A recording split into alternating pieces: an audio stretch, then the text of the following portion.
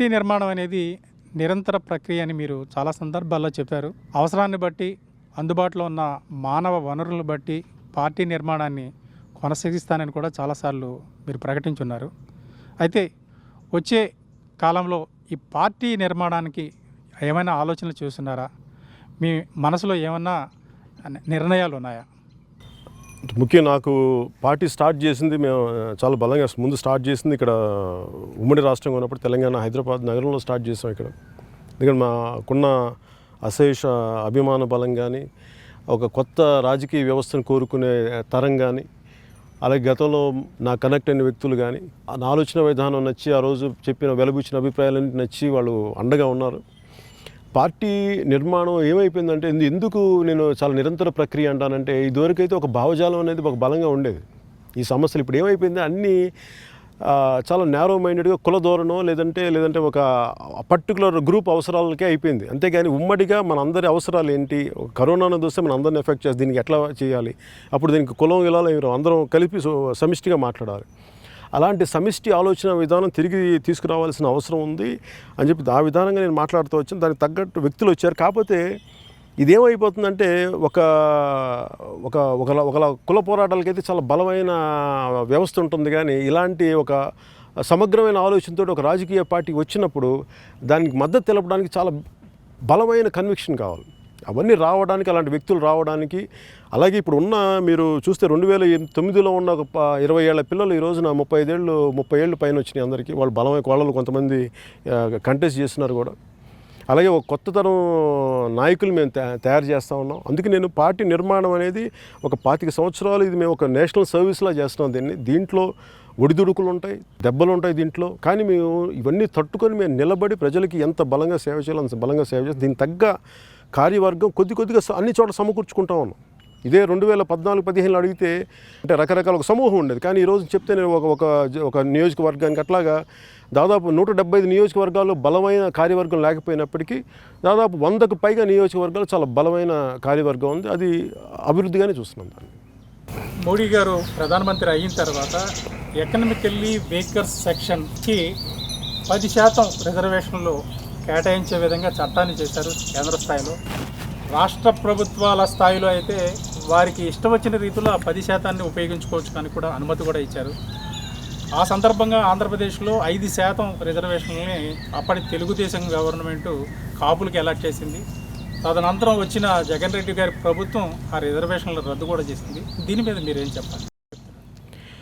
ఇది కేవలం నేను ఈబీసీ కేవలం ఒక కులానికని కాదు, కానీ మోడీ గారి నాయకత్వంలో కేంద్ర ప్రభుత్వం తీసుకొచ్చినప్పుడు గత 4-5 సంవత్సరాల్లో మొత్తం క్షేత్రస్థాయిల పర్యటనలు విద్యార్థులను కలుసుకున్నప్పుడు అందరిలో ఒక బాధ ఏముందంటే, మాకు పేరుకే అగ్రకులం అని, కానీ మాకు తినడానికి ఇబ్బందులు ఉన్నాయి, లేదంటే ఫీజులు కట్టడానికి ఇబ్బంది, మా ఒక్కడే నాన్నమే సంపాదన, లేదంటే మా నాన్నకి చనిపోతే మాకు డబ్బులు లేవు, మాకు ఆధారాలు లేవు, ఆర్థికంగా మాకు వెసులుబాటు లేదు. ఇలాంటివన్నీ ప్రతి చోట చాలా విస్తృతంగా వినిపించేది. అగ్రవర్ణాలను ముఖ్యంగా చూస్తే మనకి ఉదాహరణకి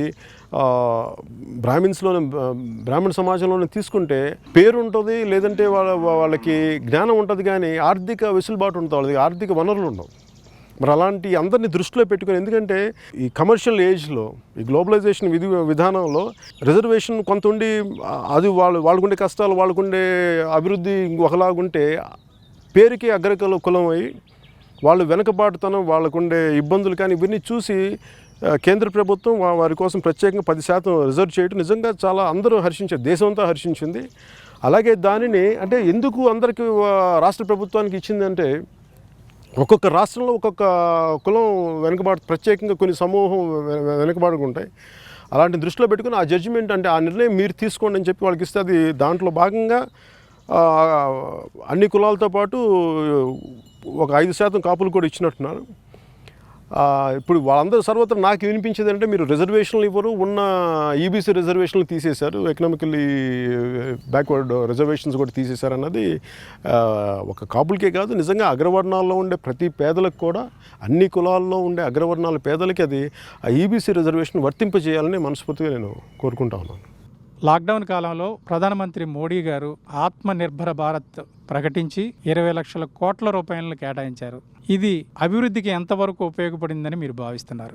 అంటే ఒకటి ఏమైపోయిందంటే, ఆత్మనిర్భర్ ప్యాకేజ్ అది నిజంగా మనకి ఒక జీవం కల్పించే ప్యాకేజీ ఉన్న కష్టాల్లో ప్రజలకు ఉన్న కష్టాలు, ఎందుకంటే లాక్డౌన్ ఎవరు ఊహించింది కాదు, కానీ ఆయన ఒక స్ఫూర్తితోటి లాక్డౌన్ ప్రకటించిన తర్వాత ప్రజలందరి కష్టాలు చూసి ఆర్థిక వ్యవస్థ అతలాకుతలం అయిపోయి ఛిద్రం అయిపోతూ ఉంటే దానికి తగ్గట్టు ఒక 20 లక్షల కోట్లు ప్యాకేజ్ అనేది విడుదల చేశారు.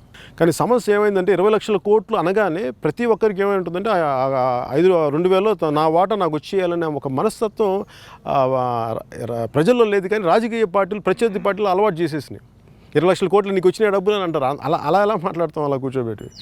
మనకి ఇచ్చిన డబ్బుని ఒక చిన్న సైజు వ్యాపారస్తులకి, లేదంటే ఒక చిన్న ఫుట్పాత్ వ్యాపారాల దగ్గర నుంచి పై స్థాయి వ్యాపారాల దాకా, చిన్న పరిశ్రమలు నడిపే వాళ్ళ దాకా అది వారికి ఆర్థికంగా బ్యాంకుల దగ్గర నుంచి వాళ్ళకి మీరు వెళ్ళి అప్లై చేసుకుంటే వస్తాయి. మార్కెట్ని పెంచి దానివల్ల ఆదాయం పెరిగి దానివల్ల లబ్ధి పొందుతారు. ఎందుకంటే అప్పులు ఇచ్చేవాళ్ళు లేని దాంట్లో చాలా తక్కువ షరతులతో అసలు ఇబ్బందులు లేకుండా అలాంటి సదుపాయం కేంద్ర ప్రభుత్వం ఇచ్చినప్పుడు దానిని అలా చూడకుండా కొంచెం మాట్లాడితే అది మనం దాన్ని ప్రత్యర్థి పార్టీలు మాట్లాడే విధానం తప్ప నిజంగా అది లబ్ధి పొందిన వాళ్ళు, నిజంగా వెళ్ళిన వాళ్ళు అడిగితే వాళ్ళు 2 చేతులతో దండం పెడతారు మోడీ గారికి.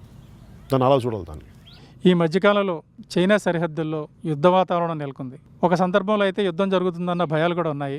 దీని మీద బీజేపీ ప్రభుత్వం స్పందించిన తీరుని మీరు ఎలా విశ్లేషిస్తారు? అంటే నేను 2014లో మోడీ గారిని కలిసినప్పుడు, లేదా మోడీ గారిని ముందు నుంచి నేను ఆయన గుజరాత్ ముఖ్యమంత్రిగా చూసినప్పటి నుంచి నేను ముందు నుంచి కోరుకుంది ఏంటంటే, ముఖ్యంగా నేను మా నాన్నగారి అస్థికల్ని నేను కాశీలో నేను మా అన్నయ్య మా నాన్న కలిసి మేము త్రివేణి సంఘం నిమజ్జనం చేయడానికి వెళ్ళినప్పుడు అదే సమయంలో బాంబేలో ఈ కసబ్, ఈ పాకిస్తాన్ నుంచి వచ్చిన ఉగ్రవాదులు దాడి జరిగింది దాదాపు 72 గంటలు.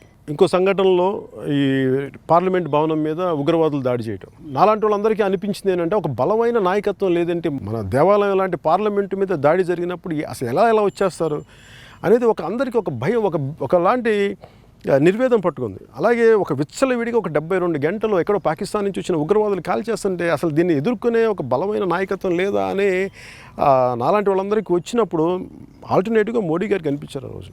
ఎందుకంటే చాలా ఒక మాట తీసుకుంటే బలంగా, అదే కూడా నేను 2014 ఎన్నికల్లో కూడా నేను మోడీ గారి పక్కన ఎందుకు నిలబడాలని, ఎందుకు సపోర్ట్ చేస్తున్నానని చెప్పానంటే, దేశానికి చాలా బలమైన నాయకత్వం అవసరాలు. ఒడుదుడుకులు అంటే కొన్ని నిర్ణయాలు తీసుకున్నప్పుడు చాలా కష్టంగా ఉంటాయి, ఇబ్బందిగా ఉంటాయి. ఒక నాయకుడు నడిపించేటప్పుడు అన్నీ మనకి ఆమోదయోగ్యంగా ఉండవు. కానీ లార్జర్ పర్స్పెక్టివ్ తీసుకుంటే అది ఆయన్ని అందరినీ హర్షిస్తారు. అది నేను ముందు నుంచి 2014 నుంచి నేను అదే ఆలోచన విధానంతో ఉన్నాను.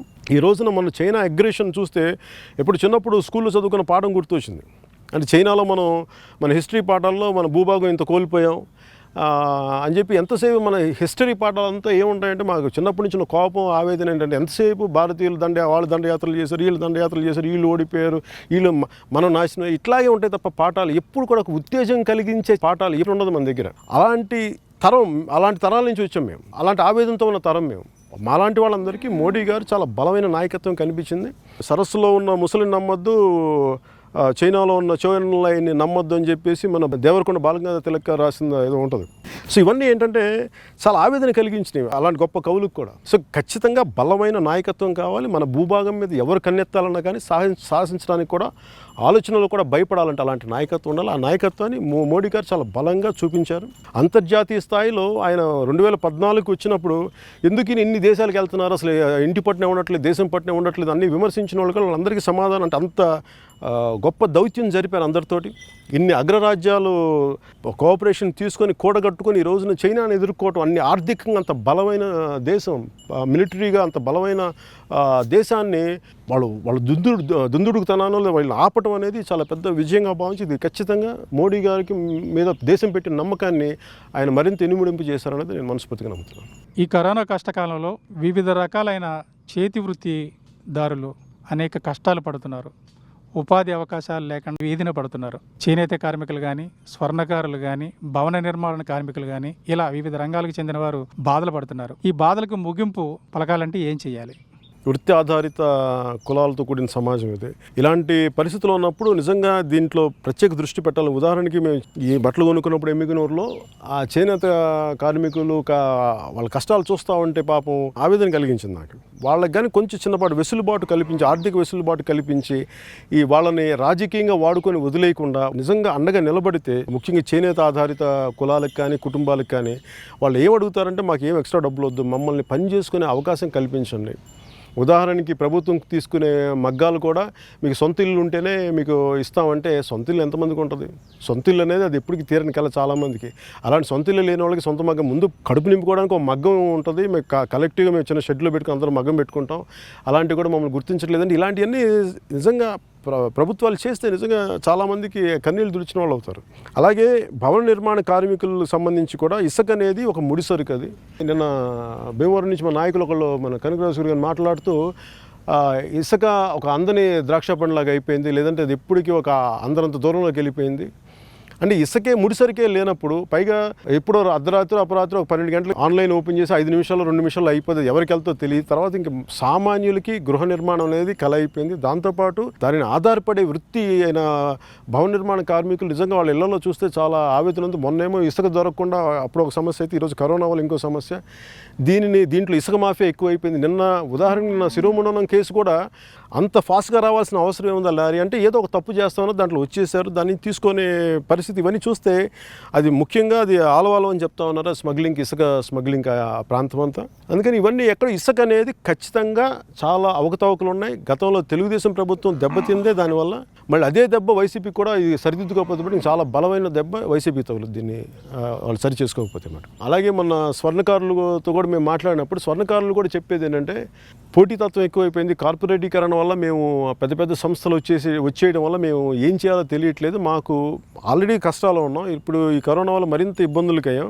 ఎవరన్నా సరే దొంగ బంగారం ఎవరన్నా ఒక పొరపాటు మాకు తెలియదు ఎవరన్నా తీసుకొచ్చి మాకు తనఖా పెడతారు. తనఖా పెట్టి తీసుకున్నప్పుడు అది దొంగ బంగారం మాకు ఎలా తెలుస్తుంది? అలాంటప్పుడు మొత్తం పెట్టిన నక్క కూడా మొత్తం ఉన్నాయి కూడా తీసుకెళ్ళిపోతారు. పోలీసు వేధింపులు ఎక్కువైపోతున్నాయి. ఇవన్నీ మమ్మల్ని అందుకనే పొరపాటున భవిష్యత్తులో అలాంటిది ఏదైనా జరిగితే మా సంఘం దృష్టికి తీసుకొస్తే మా సంఘం అందరం కూర్చోబెట్టి దాన్ని సరిదిద్ది మేము దాన్ని ముందుకు పంపిస్తాం తప్ప మా అందరూ స్వర్ణకారులు అందరూ మేము విపరీతమైన వేదన గురవుతున్నాం, ఆర్థికంగా దెబ్బతింటాం అనేది. ఇవన్నీ ప్రభుత్వం కూర్చోబెట్టి విధానపరమైన నిర్ణయాలు తీసుకుంటే వాళ్ళకి చాలా వెసులుబాటు కలిగేస్తాయి. అలాగే ఒక మంగళసూత్రం చేయడానికో లేదంటే చిన్న చిన్న నగలు అంటే చేయడానికి పెద్ద కార్పొరేట్ కంపెనీలు కాకుండా స్థానికంగా ఉండే స్వర్ణకారులకే అది ఇవ్వాలన్నది కూడా చాలా ప్రధానమైన డిమాండ్. ఇవన్నీ చేసి ఇలాంటి చిన్న చిన్న విధి విధానాల్లో పాలసీ మ్యాటర్స్లో కానీ నిజంగా చిన్న నిర్ణయాలు తీసుకుంటే వాళ్ళకి అండగా ఉంటుంది, ముఖ్యంగా స్వర్ణకారులకి. ఉదాహరణకి ఫోటోగ్రాఫర్స్ కానీ అలాగే మనకి ఈ టూరిజం మీద ఆధారపడ్డ సంబంధిత ఉద్యోగాలు ఉపాధి అవకాశాలు కానీ ఇవన్నీ నిజంగా చాలా చెల్లాచెదురైపోయిన జీవితాలన్నీ. ఇలాంటి సమయంలో ప్రభుత్వం అట్లీస్ట్ ఒక ప్రయత్నం అనేది చేయాలి. మనకి ఫోటోగ్రాఫర్ సమస్యలు ఉన్నాయి, లేదంటే వీళ్ళ సంబంధిత అన్ని రకాల సమస్యలు ఉన్నాయి. వాటి మీద ఒక రెగ్యులర్ మీటింగ్స్ జరిపి ఆ సంబంధిత మంత్రులు లేదంటే అధికారులు వెళ్ళి మీ సమస్య ఏంటి ఇవి విని నిజానికి ఆర్థికంగా ఇబ్బంది ఉంటే ఒకసారి చెప్పి అసలు ఇన్ని వినటానికి కూడా అవకాశం లేకపోతే ఎట్లాగా చాలా ఆవేదన కలిగించే అంశం నాకన్నీ. సో ఒక పొలిటికల్ పార్టీకి మేము కూర్చొని మేము ఏం చేయగలం, మేము కూర్చోబెట్టి ఆ సమస్యను 10 మంది దృష్టికి తీసుకెళ్ళగలం, ప్రభుత్వం మీద ఒత్తిడి పెట్టగలం, ప్రభుత్వ యంత్రాంగం మీద వాళ్ళ దృష్టి పెట్టేలాగా మేము మాట్లాడగలం. కానీ దీన్ని ముందు నడిపించాల్సింది రాష్ట్ర ప్రభుత్వం ముందు నడిపించాలి, రాష్ట్ర ప్రభుత్వాలే ముందు నడిపించాలని అందరికీ తెలిసిన విషయం. సార్ మీ రాబోయే సినిమాల గురించి ఏమైనా చెప్తారా?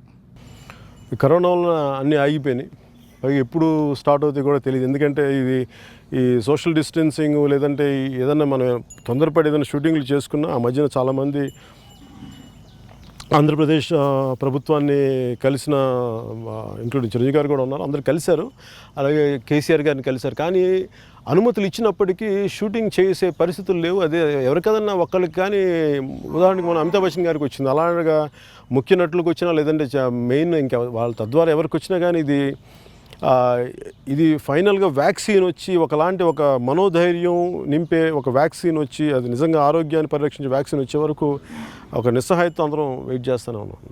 లాక్డౌన్ సమయంలో జన సైనికులు ఆంధ్రప్రదేశ్లో కానీ ఇటు తెలంగాణలో కానీ చాలా సేవా కార్యక్రమాలు చేశారు. ఇవన్నీ చూస్తే మీకేమనిపిస్తుంది? అంటే ముఖ్యంగా కరోనా లాక్డౌన్ సమయంలో రకరకాల ప్రాంతాల్లో చాలామంది చిక్కుకుపోయినప్పుడు, అలాగే రోజువారీ నిత్యావసర వస్తువులు కూడా ఇబ్బంది అయినప్పుడు చాలా సహృదయంతోటి ఒక మనస్ఫూర్తిగా స్పందించి కూరగాయల పంపకం దగ్గర నుంచి నిన్న మొన్నటి దాకా మనకి ముఖ్యంగా అరబ్ దేశాల నుంచి ఒక 2 ఫ్లైట్లు ఏర్పాటు చేసి జనాలను అక్కడి నుంచి పంపే స్థాయికి, అంటే ఒక 2 కిలోలు 3 కిలోలు 5 కిలోలు కూరగాయల సంచి దగ్గర నుంచి ఫ్లైట్ పెట్టి వేరే దేశం నుంచి ఇండియాకి పంపించేంత సహృదయత ఉన్న జన సైనికులు ఉండడం నిజంగా నన్ను చాలా కదిలించేసింది. మనస్ఫూర్తిగా వారికి హృదయపూర్వక నా ధన్యవాదాలు తెలియజేసుకున్నాను. ఒక వ్యక్తి మీద అభిమానం సమాజానికి ఇంత ఉపయోగపడుతుంది. అది నాకు ఆ విధంగా అలాంటి అవకాశం లభించినందుకు మనస్ఫూర్తిగా నాకు పేరు పేరున ప్రతి జన సైనికులకి ప్రతి ఒక్కరికి పేరు పేరున నిజంగా నేను హృదయపూర్వక ధన్యవాదాలు తెలుపుకుంటా ఉన్నాను.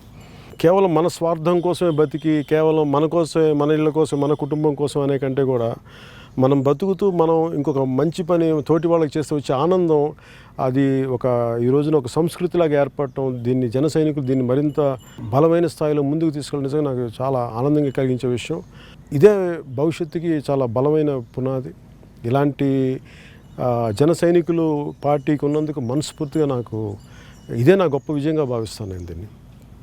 అలాగే చాలా సమస్యలు, ముఖ్యంగా జనసేనలో ఉండే యువ నాయకులు చాలామంది, ప్రతి ఒక్కరూ పేరు పేరున ప్రతి నాయకులు కూడా ప్రతి స్థానిక సమస్యల మీద ఎంత బలంగా స్పందించడం చూస్తుంటే నాకు నిజంగా ఇన్ని ఓటమి తర్వాత ఇంత కూర్చొని సమాజం కోసం ఇంత తపన చేయాలన్న ఒక యువ నాయకత్వం, సరికొత్త యువ నాయకత్వం ఉండటం జనసేనకి నిజంగా ఇది నాకు చాలా ఆనందం కలిగించే విషయం.